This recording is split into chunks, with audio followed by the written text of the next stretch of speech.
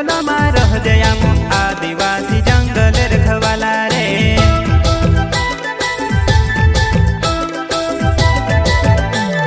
चल जंगल जमीन काजे पूजे रे आदिवासी दुनिया ने रखवाला रे। बाप देव खतरी काज पूजे रे आदिवासी सबसे निराला रे।